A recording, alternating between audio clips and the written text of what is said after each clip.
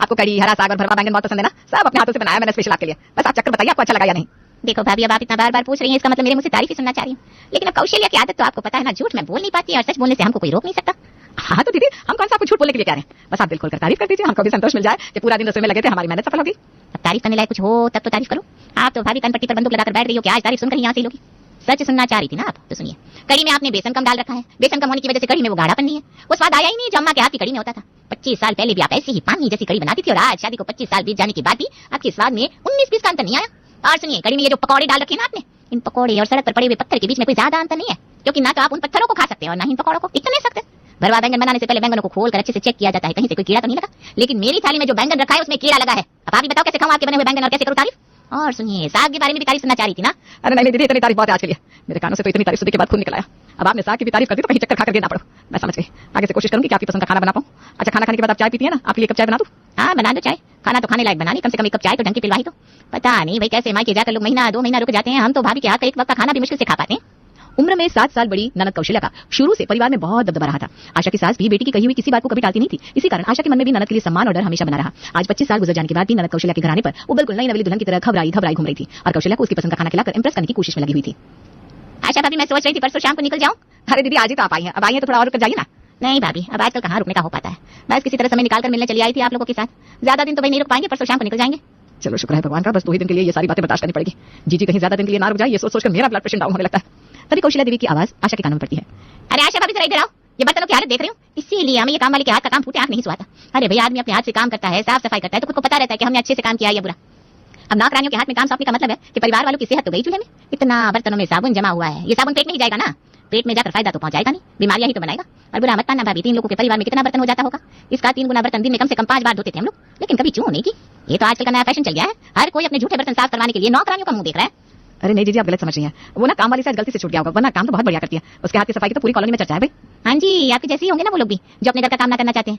वही ऐसी काम वाली की तारीफ करके मुंह लगा लेते हैं। वरना जिस हिसाब से आपके घर की हालत है ना, तारीफ करने लायक लग तो नहीं रही आपकी काम वाली। कभी आशा के घर के बर्तनों की क्लास लगती, कभी हॉल में लटक रहे पर्दों की, कभी आशा के बने खाने की, कभी घर की साफ सफाई की। बुआ जी जब से आई थी, किसी न किसी बात पर नुक्स निकालकर आशा को कुछ न कुछ सुना रही थी।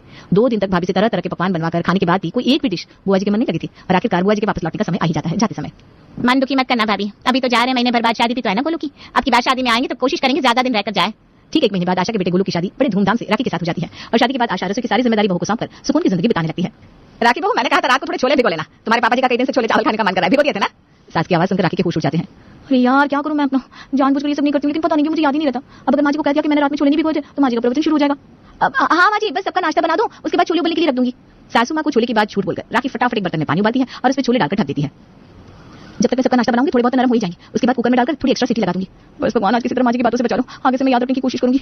सबको नाश्ता कराने के बाद राखी कुकर में डालकर छोले उबालने के लिए रख देती है 20 मिनट के बाद। अरे बहू, तेरे छोले उबल रहे हैं या बिरबल की खिचड़ी पक रही है? पूरे 20 मिनट हो गए, कुकर में सीटी पर सीटी आई जा रही है। अरे बंद कर दे इसे, अब क्या बिल्कुल छोले का हलवा बनाकर मानेगी? अरे नहीं माँ जी, मुझे पता है, मैं गिन रही हूँ, अभी 5 सीटी और जाएगी तब जाकर छोले अच्छे से गलेंगे। वो क्या है ना, इस बार पता नहीं ये राशन वाले ने कैसे छोले दिए, जल्दी से गलती नहीं है। ये लो, अब समझ में आई बात। सच सच बता बहू, रात को छोले भिगोना भूल गई थी ना? यही बात है ना? और अब कच्चे छोले कुकर में डालकर सीटी लगा रही है? तुझे क्या लग रहा है, तू 1 घंटे से कुकर में सीटियां लगा रही है और मुझे पता नहीं चलेगा? माँ जी, क्यों छोटी छोटी बातों को पतंगड़ बनाने लगती हैं आप? पूरे घर की जिम्मेदारी है मेरे ऊपर। कभी कभी एक 2 चीज इंसान भूल भी जाए तो ऐसी कौन सी आफत आ जाएगी? आपको छोले खाने ना, लंच तक आपको छोले बनाकर तैयार मिल जाएंगे, बस बात खत्म। हाँ बेटा, बात तो खत्म ही है ना। तू कभी अपनी गलती मानेगी ना, उन्हें कभी कोई सुधार लाएगी। जो तुम्हारे साथ बात करे वही बेवकूफ है, दीवार में सर मारने के बराबर है। तुझे कुछ भी समझाना? ठीक है, जो मन में आए वो करो, मुझे क्या। बस इतना ध्यान रखना, अगर तुम्हारे ससुर जी की थाली में एक भी छोले कच्चे आए ना, तो फिर जो होगा उसकी जिम्मेदार तुम खुद होगी। मेरी तरफ उम्मीद से मत देखना कि मैं तुम्हारे बचाव में कुछ भी कहूंगी। आज पहली बार नहीं था जब राखी को कोई काम करने के लिए कहा गया हो और वो उसे करना भूल गई हो। ये तो लगभग हर रोज की बात थी। कभी वो दही जमाना भूल जाती, कभी सलाद काटना, कभी धूप में सूख रहे कपड़े अंदर लेना भूल जाती, कभी अचार पापड़ रात में छत पर छूट जाते। उसकी गृहस्थी की गाड़ी किसी तरह ही छोले खाते हुए आगे बढ़ रही थी कि एक दिन आशा के पास ननद कौशल्या का फोन आता है। अरे भाभी, कितने दिन हो गए बच्चों से मिलने के लिए नहीं आ पाई? अब तो गोलू की भी शादी हो गई है, सोच रही हूँ 1 दिन के लिए चली आऊँ। हाँ दीदी, क्यों नहीं, जब आपका मन करे तब चली आइए, आप ही का तो घर है। माँ जी, किसका फोन था? अरे बेटा, तुम्हारी बुआ जी का फोन था, कह रही थी कुछ दिन में शायद मिलने के लिए आ जाएंगी। अच्छा माँ जी, आज खाने में क्या बनेगा? बेटा दाल चावल बना लो, कई दिन से कुछ सादा खाने की इच्छा हो रही है। ठीक है मम्मी जी, मैं बना देती हूँ। राखी रसोई में जाती है तो दाल का डब्बा उठाती ही उसे फिर से अपने भुलक्कड़ पनी की आदत पर तरसाने लगता है। क्या करूँ मैं, अपने दिमाग को कुछ समझ में नहीं आता। डब्बे में दाल तो है ही नहीं, बनाऊँ तो क्या बनाऊँ? माँ जी, मैं सोच रही थी कि दाल चावल खाकर मेरा पेट भी नहीं भरेगा। मैं आपके लिए आलू के पराठे बना देती हूँ ना, चाय के साथ मजा आ जाएगा। अच्छा चल ठीक है, तो बना ले आलू के पराठे। चलो, कम से कम आज तो बच गई, लेकिन कल ही लिस्ट बनाकर सासू मां को पकड़ा दूंगी। मैं तो इस महीने के राशन में दाल मंगाना ही भूल गई हूँ। लेकिन जैसा राखी का स्वभाव था वो तो बदलने से रहा। अगले दिन सुबह होते ही राखी मैडम एक बार फिर भूल गई कि उन्हें आज राशन की दुकान से दाल मंगवानी थी। सुबह हुई, राखी एक बार फिर से अपने काम में लग गई। देर रात राखी को याद आया, हाय अगले दिन तो शनिवार है और शनिवार के दिन उसके ससुराल वाले सिर्फ खिचड़ी खाते हैं। हे भगवान, मेरी याददाश्त एक दिन मरवा कर छोड़ेगी मुझे। अब तो रात के 11 बज रहे हैं, माँ जी को कुछ भी कहने का कोई मतलब नहीं है और सुबह उन्हें लंच में खिचड़ी चाहिए होगी। अब क्या करूँ, बिना दाल की खिचड़ी कैसे बनेगी? अगर माँ जी को बता दिया घर में दाल नहीं है तो बिना बात 10 तरह की बातें सुनाएंगी।